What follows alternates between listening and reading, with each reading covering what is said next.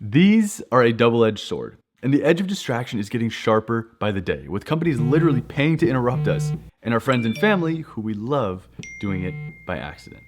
Now, we all want to get stuff done, and our iPhones play a huge role in our productivity. But the best that any one of us can seem to do is to throw in another room when we're trying to get some focused work in. Now, to me, that's like we're losing out on so much upside because we're too scared to get cut by the distraction that we miss out on the potential of productivity. So the question becomes, how can I create a focused life without getting rid of this amazing tool? And that's what we're going to learn today in 3 quick modules. First, we're going to reduce overwhelm by simplifying your homepage. Think of this like spring cleaning for your digital home. So hundreds of apps spread across multiple pages down to a single homepage. I can feel your shoulders relaxing. Next, we'll design what I call a digital room. This is what Apple refers to as a focus. So in the same way that you might have a home office for working or go to the gym to exercise, we'll create a digital room that will tailor to a specific behavior. And third, we need a doorway to enter this room, so we'll create what's called a shortcut.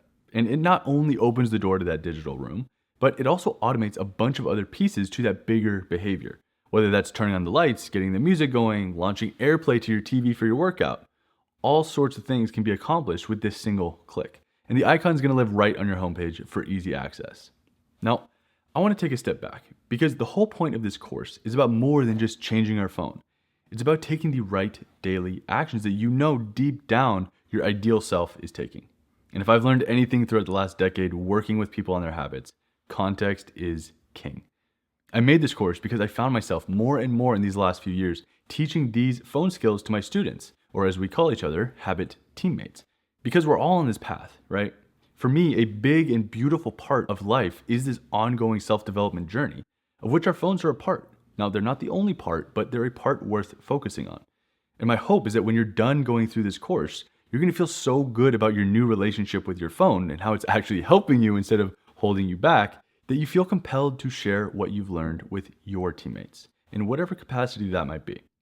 So if that sounds like something worth doing, then let's go get your phone on your team by simplifying your homepage, creating focuses, and leveraging shortcuts so that you can create a focused life without getting rid of your phone. You ready? Me too. Let's dive in.